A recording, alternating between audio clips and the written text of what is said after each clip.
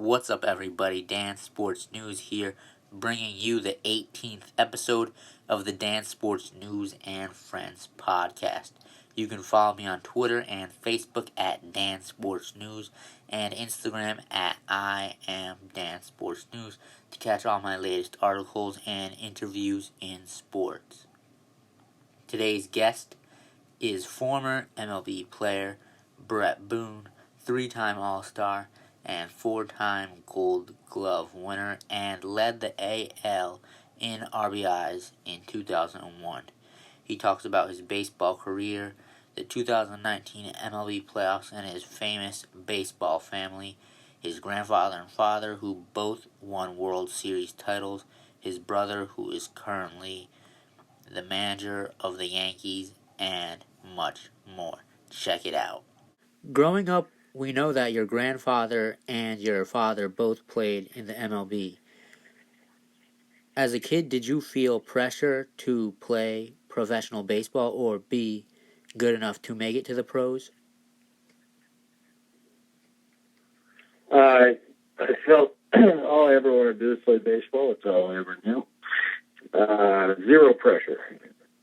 You know, my dad was never put that on me at all. It's just something I always wanted to do. And so I pursued it. When I was a kid, and I was good, and I just loved playing baseball. And, almost to the point I was naive. I thought for sure, by the time I was 10, of course, I'm going to play in the big leagues. For 20 years, that's what I thought. And it ended up working out. But, yeah, it's something I always wanted to do, but never any pressure.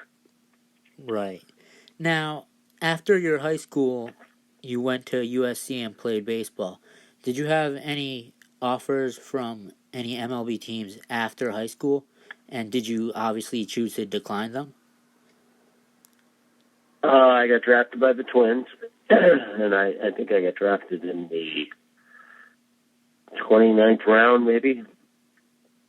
And I had a scholarship to USC, and at the time, it didn't make any sense for me to sign professionally. And it ended up being the best thing. You know, certain people in today's, a lot of high school kids that can be really talented, they're not ready for professional baseball yet. College is kind of a stepping stone for a lot of kids. As a matter of fact, not too many 18-year-old kids I know are ready to go to professional baseball. No matter how good they are, they're not ready for it. Baseball or college is usually a great stepping stone for kids to grow up and continue to, work on their game. And then by the time they're 21 and they get drafted out of college, they're mature men. They're not boys coming out of high school. So I think, there's certain exceptions, obviously. You see a decent amount of young people, especially in today's game, but they're the exception, not the rule. I think most kids need college. And, looking back, I thought I was ready to go. I was mad that I wasn't drafted higher. But it was the best thing for me and, the college route. Right. So college baseball definitely helped you with your development in your game? Well, I think that, but it also helped me grow up. It turned from a kid to a man in those 3 years in college, so it's definitely beneficial for me. Right, for sure. Now, in the beginning of your career, you start off with the Mariners, and Ken Griffey Jr. is on that team. He's also very young at that time, just like you. What was it like playing with Ken Griffey Jr. there in Seattle? Kenny, I was always baffled. I thought I was really, really good. And then I played with Kenny, who was the same age as me, and I just thought he was like somebody from outer space. I didn't realize somebody could be that good. I'd never seen somebody that good that was my age. So, pretty impressive. He still today, he's the best player I've ever played with, was Kenny.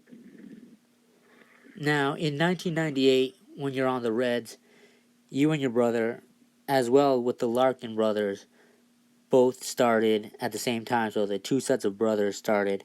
Did you guys realize that that was going to be history when that happened? Well, I think so. I think you do. It never happened before, and it's, it's probably not. If it's never happened before, there's a good chance it's never going to happen again. And I'm not saying it won't happen. I mean, it could happen again, but probably not in our lifetime. So yeah, I thought it was a pretty cool thing. That particular year, I played with my brother all year. He was my third baseman that year in Cincinnati, and then at the end, and Barry, I played with Barry at short for 5 years in Cincinnati, and they brought his brother up at the end for that game. Right, Barry Larkin was one of the best hitters out there in the game. But yeah, he was good. Very good player. Right. Now, the 2001 season, the most famous season ever, the most wins in baseball history. First of all, let's talk about the regular season. What's going on through your guys' minds that everything's going well? And I think basically you guys averaged only 8 losses a month, which is unbelievable. But what went through your mind during the regular season of that historic winning season? Well, I think first month we won over 20 games. Second month we won over 20 games. We were just kind of looking around going, wow, we're really good. And then it became something a little bit more than that, where there was something special going on and we knew it. And we kind of just look around the locker room and say, it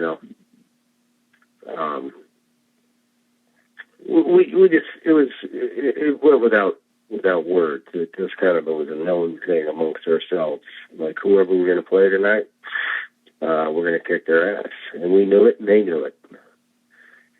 Like I said, it wasn't a spoken thing. It was just kind of a vibe. I can't really explain it because it's only happened once. I've only been through one season like that. I mean, it was pretty remarkable. And I think by All-Star break, we realized that we were in the middle of something pretty special. And I know my attitude was, don't mess with it. Don't try to rationalize it. Enjoy it, because it's something that'll never happen again. And you personally also had an incredible season that year. 206 hits, 37 home runs, 141 RBIs, and you batted .331, your best season statistically. How was it? What was going on for you that you were able to lead that team that year and play your best baseball? I had gotten to I'd gotten to a point a year earlier where I'd made some changes in my swing and my regimen and my training program. I got got reacquainted with Edgar Martinez. In my eyes, one of the best right-handed hitters of my time. And he was a big influence on me about hitting and approach. And that was just my coming out year where everything clicked. And, I really didn't get on a cold streak the entire season. Once again, I had some big years in Seattle. That was my biggest. But it was kind of like when I say as a team, it was such a special year. Individually, it was just that special year where, once again, when I was going through it, I just thought, this is something that doesn't happen all the time, Now, and it was a lot of fun. And it helped having, that was a great team. And I had a lot of guys around me having big years as well. And that kind of rubs off. So I didn't do it alone. I couldn't have done it alone. Now, what went wrong in the playoffs that you guys ended up losing to the Yankees in the ALCS that year? That year, and I think we kind of had the Yankees number that year. Well, we kind of had everybody's number that year. I don't know. I look for excuses too. I still can't believe we didn't do it. The only thing I can point to is we really, once we had 40-some wins after in the end of May, and we were on that record pace, The press was kind of like postseason press during the regular season. So normally you have 10, 12 people, in the clubhouse every night, maybe 15. If you're in New York, maybe 20, 25. And then in the playoffs, you'll have 50 to 100, depending on where you are. Well, that particular year, we kind of had 50 to 100 every night for the last 3 months of the season, with the same questions being asked. It's, are you going to break the record? Are you going to break the record? And, our answer was, how do we know? Who knows? That's a long way away. But when we finally did win that 116th game, it was kind of like, we just kind of took a deep breath, like, finally, we're not going to be asked that question anymore. And it's kind of like we let our guard down and thought, wow, finally it's over. No, wait a minute, we've got the postseason. The 9/11 hit, which is not an excuse. That's something that everybody had to go through, everybody in our country. And when we started playing again, we went back, and first round was Cleveland, and we didn't play that well, but we got by Cleveland. And we went into the Yankee series, and we just didn't play very well. And to be honest, the Yankees didn't play very well either. They just played a little less worse than we did. And the next thing you know, we're at home shaking our heads going, what's happened here? So, crazy. Yeah, I'm a big basketball fan, so I can understand that with the Golden State Warriors, a team who played so well. Yeah, set the record for wins in the season and then loses in the NBA Finals. Yeah.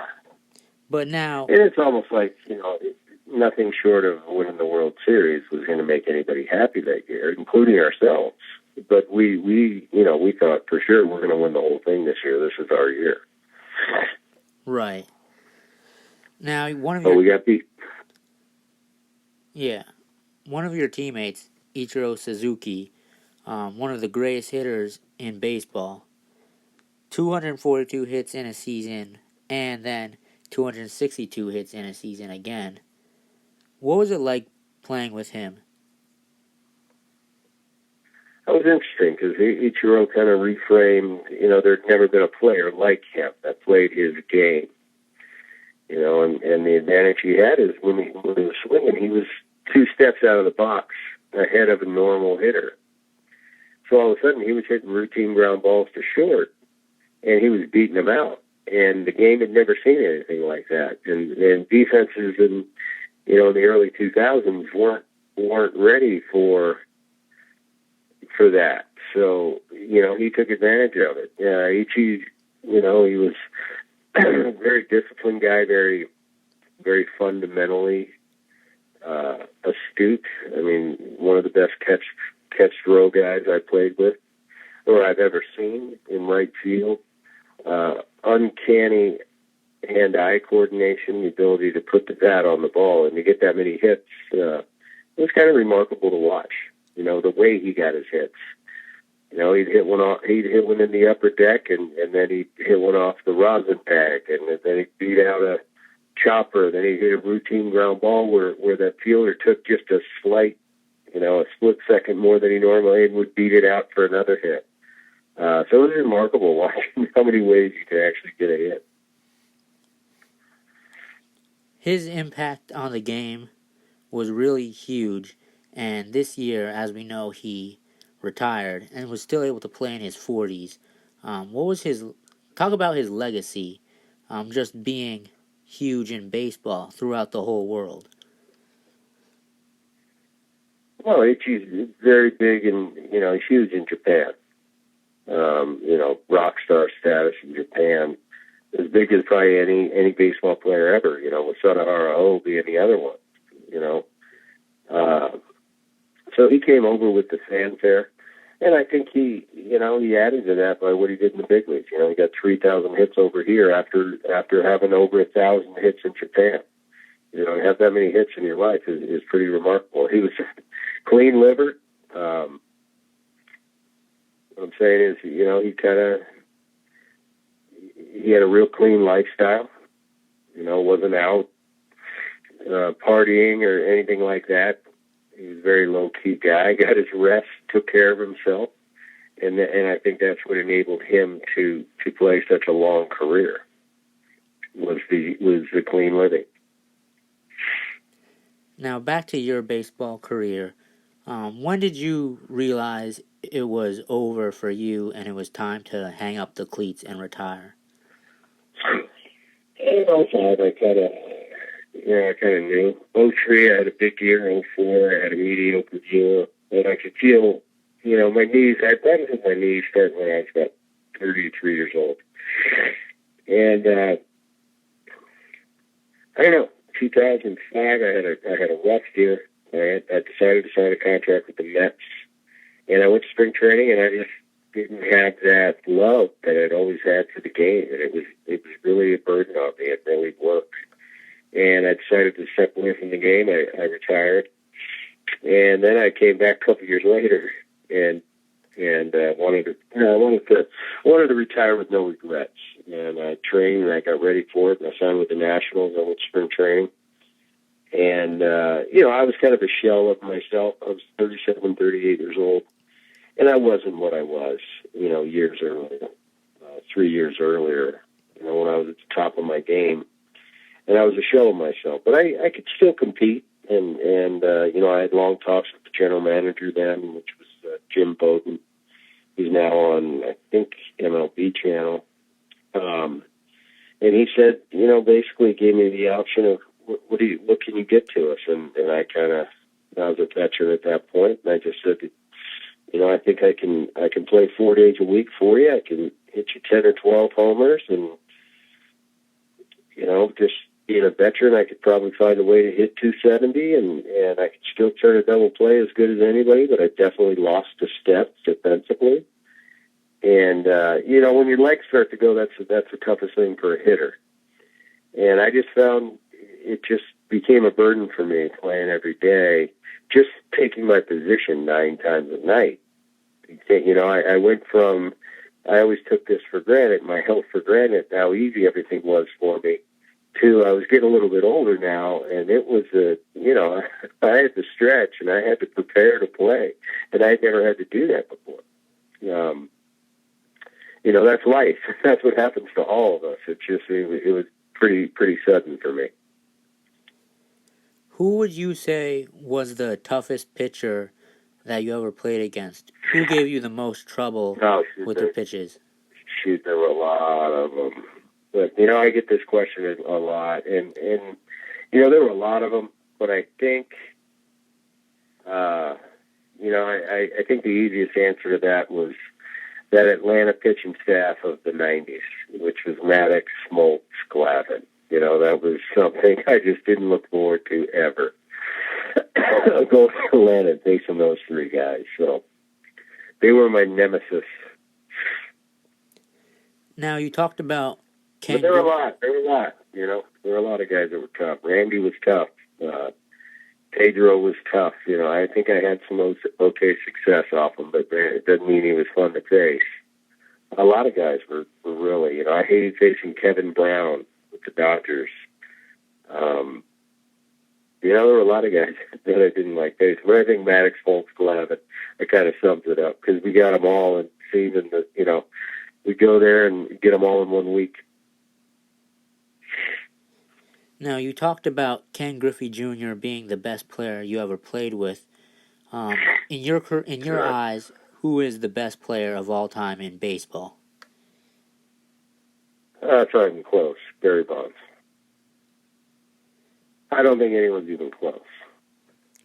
Really? Not even Hank No Aaron? one I've ever seen. No one I've seen is even close to Barry Bonds. I've seen, Who would you say? So I didn't play with Hank.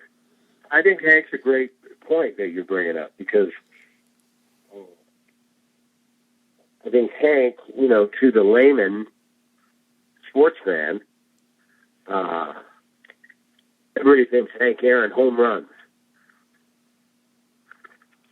But I'll tell you what, if you really dissect Hank Aaron as a player, he was a lot more than that. Hank, there's an argument for Hank being the greatest of all time, because everybody thinks Hank Aaron is just a home run guy. No, look at how many hits he got. Look at his averages were when he was a young man. Look how many bases he stole. His numbers are ridiculous. So definitely Hank's in that argument. But for me, what I've seen with my eyes from, the last 40 years, maybe starting when I was 10 years old, no one's even close to Barry Bonds. I mean, not even in the same sentence. And I played with some really good players. Griffey was a freak. And when I say freak, I mean freak in a very positive way. Right, for sure. Just to watch him play on a daily basis, I was amazed because we were the same age. And I said, I didn't realize people were that good. And then, but the years where Bonds was breaking his records, I've never seen anything like it. And I don't think anybody's ever seen anything like it. I think if you polled 100 guys from my generation, which pretty much played against Barry for 10 plus years, I think you'd get an overwhelming, 95% of your answers would be Barry Bonds. Who do you think? But just nobody's ever hit like that. Nobody's ever dominated that much. Up until him, there was Ray Boone. He dominated. Yeah, Ray Boone in his day hit more home runs than other teams hit. That's domination. You can't compare, players' eras. You can't compare eras. You can't compare Babe Ruth to a modern-day player. There's no comparison from a physicality standpoint. There's no way he could compete with players of today. But that's why we don't compare eras. It's not fair to compare a 1955 NBA point guard and he has to go match up with LeBron. It ain't going to work. The linemen in the NFL in the 60s aren't going to be able to line up against these modern day linemen. They're just too big, strong, and fast. And that's just life, and that's human development. We keep getting better in every asset, in every sport. The physicality keeps getting better with the technology and the data and the training techniques. These kids today are starting to train when they're 13 years old. I've seen it just in the 12 years I've been out. Is these kids come to camp and they're huge already, and they're just a lot more physical even than I was when I was coming into the game in 1990. And it's going to continue to get better. Guys are throwing a little bit harder now than they were 12 years ago. And in 20 years from now, they're going to be throwing that much harder, and they're going to be hitting balls that much harder. It's just, and plus, Major League Baseball now, we're starting to, it's cool because we're starting to draw from a lot of different countries. Cuba's involved in our game now. So not only, we went from back when my grandfather played, before Jackie Robinson came into the game, basically Major League players were white Americans. Now you've got anybody can play in the big leagues, and I think that's great because you're going to get the best players in the world, and all on one stage. And right now I think the best players in the world are from the Dominican Republic because that's the culture there, and that's what kids they grow up. It's like when you under the Christmas tree in Canada is a hockey stick, and in America it could be football, basketball, baseball, but in the Dominican Republic and in Puerto Rico, baseball is so alive, and in Japan, baseball is it. That's all you do is play baseball, and I think Major League Baseball is doing a great job right now with recruiting. Taking the games over to, this year they played a game in London. I think expanding the game as much as you can is just going to make our game better and more popular around the world, and to bring the best of the best of the best to Major League Baseball. And it's the quality of and the level of play is just going to keep getting better and better. And I think that's going to give the best product to the fan, which is most important. For sure. The game has really changed. It's been revolutionized from then to now. And then you have Little League Baseball, 11 and 13-year-old kids who are able to throw at 75 miles per hour at such a young age. And, of course, it's Little League World Series. I see a lot of positive things, but I do see some negatives to it. There's too much emphasis put on, the young kid in sports and just only picking one sport and having these personal trainers. And most of these kids, they have no chance of being a Major League player. They have no chance. I coached travel ball teams, and my goal was to help each kid as much as I could be the best that player they can be. But at the end of the day, my job was to be a great role model and to help these young men and in a small way grow into from boys to men. And my job was to mentor them and be a good example of how you act as a man, as a respectful adult. Because let's be honest, you look up, these kids, most kids have no chance. 1 in a million at best, and that's the best players. So I think we're putting too much emphasis on you've got to do this, you've got to do that. Little Johnny when he's 12 years old, when that's not what life is about. Life is about enjoying what you do. It's about, I'll tell you this, if you don't have a certain level of ability, I don't care how many lessons you take, how many workout facilities you join, how many different trainers you've got no chance on earth of being a major league player. It's just like anything, If you're 5'10", you probably aren't going to play in the NBA unless you're freaky fast, unless you're Spud Webb type stuff. But look at Spud Webb. There's one of him. There's, at that size, it just the percentages aren't with you. So I liked in the thing I miss about even in my day, I grew up in the late 70s and 80s. And man, we played 3 sports. We played basketball, we played football, we played baseball. And I think the other sports they all make you a better baseball player. You can learn baseball things from the football field and vice versa. And I think today's youth is missing out on that full experience of, they pick one sport, and they train, and they take, off campus, they got a trainer, and they've got a hitting guru, and they've got a pitching coach. And, when you grow up and you have to go out in the real world and get a job, thinking, I wasted a lot of time trying to be a baseball player. If you can hit, you can hit. And if you can't, you can't, and you never will be able to. So my message to kids is be a kid. Enjoy it. If you have a passion for a sport, man, follow your dreams. But I just think we've gotten a little crazy in our society with putting too much emphasis and taking a lot of kids' childhoods away. It's like, man, I remember playing a Little League game, and all I cared about was where I was going with my buddies after the game and getting a Slurpee and a soft pretzel. I mean, that was heaven for me. Now it's, I see these, especially the parents, and it's our fault. It's the adults. It's not the kids. The adults putting that pressure. You got to be better, Johnny. You got to be better. No, he needs to be a kid, and he needs to go have a snow cone, and he needs to go and have a sleepover at his buddy's house, because that's what kids do. So that's my take on that.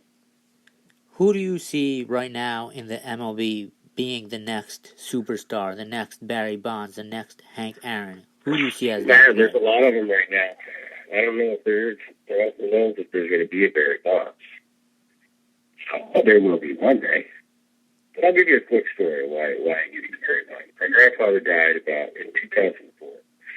He played in 1948 or 1947, and he retired in 1959. I heard a million stories about all his his teammates, and Bob Feller, and he was a teammate of Ted Williams. He talked to me endlessly about how great Ted Williams was. And, to the point when you're a little kid, you're sick of hearing the stories. Graf, shut up. I've heard that story 10 times. I know, Ted's the greatest. And the day before my grandfather passed away, he couldn't talk, so he had to write on a chalkboard. And we were in the hospital, and we were in San Diego, and he was watching a young Jake Peavy who was just coming to the big leagues. And he wrote down on a chalkboard, he said, Bret, this Jake Peavy kid's got a chance to be good. Because Grandpa was a scout for the Red Sox for the last 35 years of his life. And he said, and yes, Barry Bonds is a better hitter than Ted Williams. Now, for my grandfather to utter those words, I knew he was going to die. Because I knew he wasn't going to survive this and have to live with that he told me that. because he was one of those old school guys where, my generation's the best. And he actually said that to me. And it kind of solidified my thinking all along. And my dad's also very, very proud of his generation. I played with Mike Schmidt and Pete Rose, and Dad, even to this day, you ask my dad who's the best hitter he's ever seen, he says, no question, Barry Bonds by far. That's how good he was. Today's, today's guy, oh man, there's a lot of young, exciting players. It's easy to go to the Trouts. Trout's phenomenal. But there's so many exciting players. This Acuna kid is electric. Look in the coming years for the Tatis kid from the Padres, the Soto kid from the Nationals. I mean, the sky's the limit for these guys. These guys are just young and really good. I think Alex Bregman's a really good player. I think you haven't seen the most out of Aaron Judge yet. I think if Aaron Judge ever plays 162 games and has his best year, I think Judge is one of those guys that could hit 340 with 70 home runs. I think he's capable of it just with his size and power and approach. He's got a great approach for his body. But man, there's a lot of really fun players to watch. I'm just starting to watch the postseason because I haven't been following this year. I got kids of my own that I'm taking to school and coaching them. So I watch when I can, but I'm starting to watch in the postseason. And there's a lot of really good players. This Friedman guy from Atlanta can really hit. Bellinger with the year he had. What a great year. He went from a good player to a star. Rendon is a great player. And then the obvious, the Trouts. Obviously a great player, superstar. But there's a lot of young talent and exciting guys to watch. Now, it's playoff season for baseball, like you just said. Which teams do you think are going to do well? Obviously, we know your brother is the Yankees manager, and your dad is in player development, I think, with the Nationals. So are you rooting for the Yankees Nationals World Series? Oh, of course. Any radio show twice a week. So I've got to be objective. I've got to take off the father-son hat and the brother-brother hat. And I've got to be honest in what I see. I think the best team in the postseason, without a doubt on paper, is the Houston Astros. I think you can break down all the teams, and you can find a weakness on every team, except for the Astros. I don't see one. I don't see a weakness. They've got as good a starting pitching as anybody in the postseason. They've got as good a bullpen as anybody. They've got as good or better defense than any of them, and they have just as good a lineup as anybody. There's no weakness. I also see National League. You just break it down on talent, depth. Without a doubt, the Dodgers are the best team in the National League. And a year ago, when I was asked about the Dodgers, I said they're a great team, but they are not in the class of the American League last year, which was Boston, Houston, Yankees. They weren't in that class. This year, I have a different opinion. You got Bueller, who's one more year mature. I watched him pitch the other night. He reminded me of a young Oral Hershiser, only he was throwing harder. You got Kershaw. He got bounced tonight. And you got Rue, who's had a huge year. The depth they have, they got a very good bullpen, and that lineup just keeps coming at you. And they got power up and down that lineup and depth on the bench. So I think they're the best in the National League. I think if it's a Yankee Houston, like everybody expects it to be, I think that's going to be a great matchup. And I think the Yankees have had a magical year with all their injuries. It's amazing what they've done with that many of their big guys going down for the amount of time. And without to be too biased, I think my brother's done a great job of setting the tone in that clubhouse, creating that atmosphere.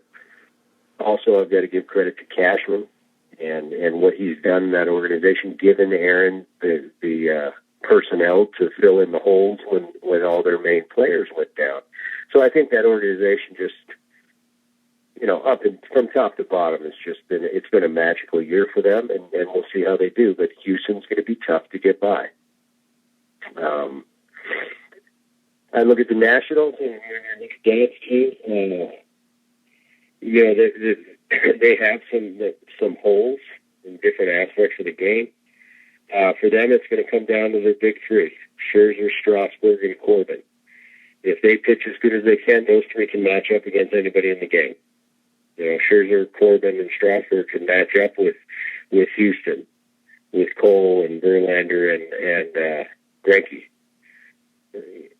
But Houston is above them in other facets of the game, from lineup to depth to defense to bullpen.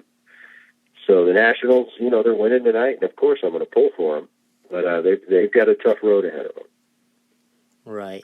Well, yeah, Aaron, they're coming out of the gates right now. They're playing, in my opinion, the best team in the National League, and it's as it sits now, it's looking pretty good.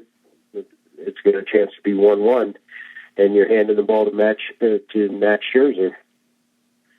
That's a pretty good position to be in, and you're going back home and giving the ball to your ace and arguably the best pitcher in the big leagues in the last 4 or 5 years. Him and Verlander, you got to put them in the same breath. Yeah, Aaron Boone has done a great job with the Yankees. In my opinion, he should be AL Manager of the Year. Through all the injuries. Without a doubt. For sure. I look at, and I know Tampa Bay's had the similar type of injury play season. But when you look at the Yankees, if I look at the Yankees, it has nothing to do with my brother. If you would have told me before the season, Sanchez is going to be in and out of the lineup. You're going to lose your third baseman for the entire season. Gregorius you're not going to get him till All-Star break. Stanton's going to miss 5 months. Judge is going to miss 3 months. Voigt's going to be out. And Aaron Hicks, your center fielder, is going to miss the majority of the season. And Brett Gardner is going to be hitting third for you. And by the way, your best starter, your number one horse, is not even going to pitch a game till September. If you put all those factors in, I would say they've got no chance. They'd be lucky to win 80 games. And here they are winning 103 games and in the postseason. That's pretty special. I talk about the year we won 116 games in that atmosphere in the clubhouse, that aura that we had. I think the Yankees is the closest thing in the game since then I've seen to that special aura. That 25 guys in a room, almost they've been so injured and beat up all year. I think they have that confidence that it doesn't matter who's in the lineup. We're going to beat you tonight. And that's a dangerous opponent. When guys really believe it, don't just say it, but they believe it, they're a dangerous opponent. So it's going to be interesting to watch. Now, your son plays college baseball, and he has the potential to be fourth generation MLB player. How's his game coming along, and where do you see him going in his baseball career?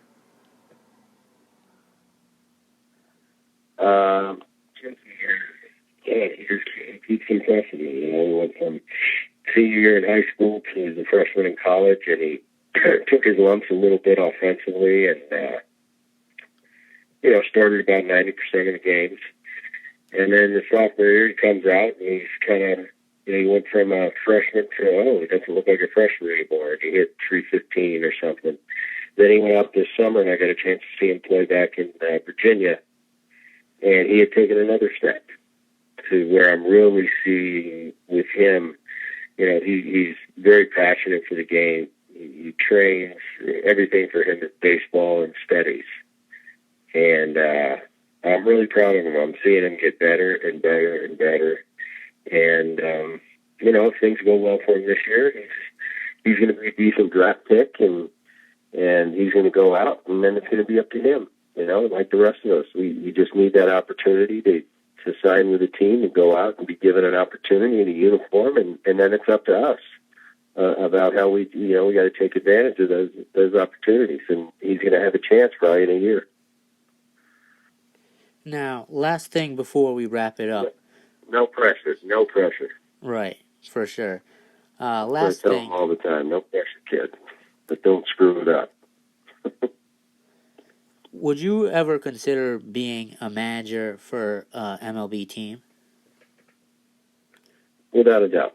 I've been stepped away from the game. I was with the Oakland A's in 2014 and 15. I was just a rover in the minor leagues, and my job was basically to work with, I worked 8 days a month. I was a special assistant, and I'd go around to the affiliates and in the minor leagues and just kind of be with the guys, work with them before the game, but in the dugout, and they'd feed off me and they'd ask me questions. Brett, in this situation, what should I be looking for? I really enjoyed working with those guys. It was fulfilling for me. Got to a point where it was taking too much of my time, and I didn't want to be, I have 4 kids. I didn't want to miss my son's senior year in high school because I had to be in spring training for 4 or 5 weeks. So family kind of took a priority over doing that, but I really enjoyed my time. Now, since then, I've been out of the game, and I'm starting to get, I want to get back into it in whatever capacity, whether it's going to be in the entertaining side, in the booth, TV, or I think if the opportunity presented itself and it was in the right situation, I'd love to manage. I think I could be a great manager. But whether I get that opportunity, I don't know. I put it out there, and I got a lot to give to this game. So I'm definitely keeping all my options open. And, I'm just going to let where life leads me, and something will come along that I can really give back and add something to this great game.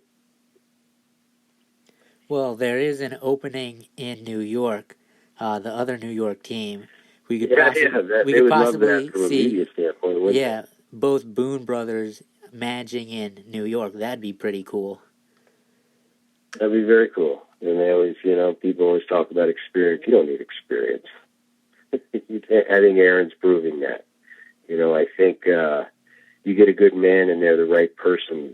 Experience isn't that necessary. You surround yourself with great people, and if you're a great baseball guy, managing is about managing.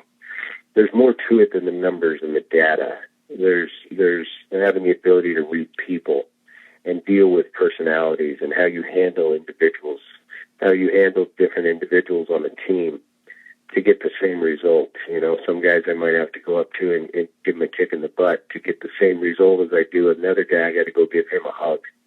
But as a manager, I've got to be able to read people and know which guy I have to treat a certain way to get the most out of them.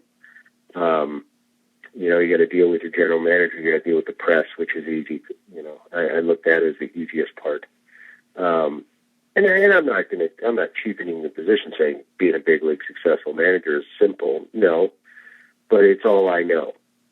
My whole life has been baseball.